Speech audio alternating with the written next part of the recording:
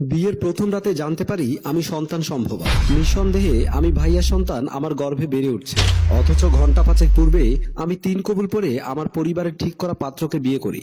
এই খবরটা এখন জানাজানি হয়ে গেলে এই দুনিয়াটা আমার নরক হয়ে উঠবে। বাপের বাড়ি, শ্বশুর বাড়ি সর্বস্ব হারাতে হবে। বাসর ঘরে বসে চক্ষু ভরা আতঙ্ক নিয়ে অনর্গল কথাগুলো ভাবনায় এনে কয়েক দফা রুদ্ধশ্বাস ফেললো। ওই সময় দরজার পাশে দাঁড়িয়ে ছিল ননদ নিহারিকা। ঘরের অর্ধ খোলা দরজা খুলে সে তার নতুন ভাবির ঘরে প্রবেশ করতে গিয়েও থেমে গেল। স্বয়ং নিজ কানে কি শুনল সে? তার ভাবি সত্যি অন্তঃসত্ত্বা, অন্য কারো নাজায়েজ সন্তান তার ভাবির গর্ভে বেড়ে উঠছে।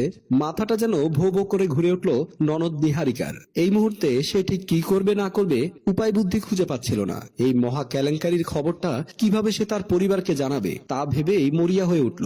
অমনি হঠাৎ তার অস্থির দৃষ্টি পড়ল তার ভাবির বড় ভাই দ্য ইয়াং হ্যান্ডসাম রুপলের দিকে। তিনি ড্রয়িং রুমে বসে আছেন। যদিও নিহারিকা বহু আগে থেকেই তার উপর ফিদা, তবে এই মুহূর্তে রুপলের উপর তার বেশ ক্ষোভ জমেছে।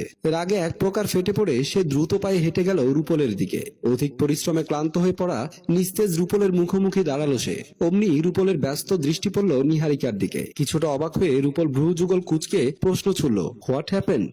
কিছু বলবেন? চিৎকার করে তার বোনের কুকীর্তির কথা প্রকাশ করতে গিয়েও থেমে গেল নিহারিকা।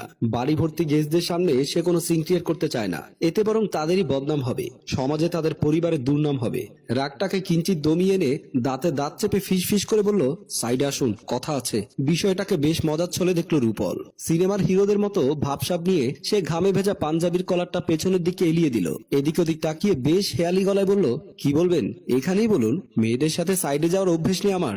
আমার দিক থেকে আমি এখনো 100% পিওর এন্ড ভার্জিন পুরুষ। বেআইন বলেই সে সাইডে ডাকলে যেতে হবে, বিষয়টা কিন্তু এমন নয়। ওকে, আমি আপনার সাথে কোনো ইয়ার্কি করছি না স্টুপিড। এখানে কিছু বললে আপনাদেরই মান সম্মান হানি হবে, আপনার বোনেরই কেলেঙ্কারি হবে। বিষয়টাকে এবার সিরিয়াসলি নিতে বাধ্য হলো রুপল। তারপর নিহারিকার পিছু পিছু বেলকুনির দিকে হেঁটে গেল। দুজনেই নিরিবিলি জায়গায় পাশাপাশি দাঁড়ালো। কোনরূপ ভনিতা ছাড়াই নিহারিকা খড়খড়ে গলায় রুপলকে বলল, বিয়ের আগে আপনারা যেন কি বলেছিলেন? আপনার বোনের কোথাও কোনো অ্যাফেয়ার ছিল না, তাই তো? চোখ মুখে চমকে ওঠা ভাব নিয়ে রুপল প্রত্যুত্তরে বলল, হ্যাঁ বলেছিলাম, আবারও বলছি ছিল না। হঠাৎ এই প্রশ্ন? পূর্বের তুলনায় অতি রুষ্ট হয়ে নিহারিকা বলল, তাহলে আপনার বোন প্রেগনেন্ট কিভাবে হলো? হ্যাঁ? মুহূর্তে যেন রুপলের সমস্ত শরীর কাটা দিয়ে উঠল। চেহারার রং পাল্টে গেল। অতি আশ্চর্যিত হয়ে সে নিস্তেজ গলায় বলল, হোয়াট? এইসব আপনি কি বলছেন? যা সত্যি তাই বলছি। বিশ্বাস না হলে আপনার বোনকে গিয়ে সত্যিটা জিজ্ঞেস করুন, তাহলেই উত্তর পেয়ে যাবেন। আপনি আমার চেয়ে আমার বোনকে বেশি চেনেন। দীর্ঘ 22 বছর ধরে আমি আমার বোনকে চিনি। 2 দিনের পরিচয়ে তার সম্পর্কে আপনি যা নয় তা মন্তব্য করে যাবেন, আর আমি সব বিশ্বাস করে নেব? এতই সহজ সব? হ্যাঁ লিসেন, গলা নামিয়ে কথা বলুন। আমি 2 দিনের পরিচয়ে আপনার বোনকে যতটা চিনেছি, আপনি তা গত 22 বছরের পরিচয়ও চিনেননি। বিশ্বাস না হয়তো আপনার বোনকে গিয়ে জিজ্ঞেস করুন কি করেছে।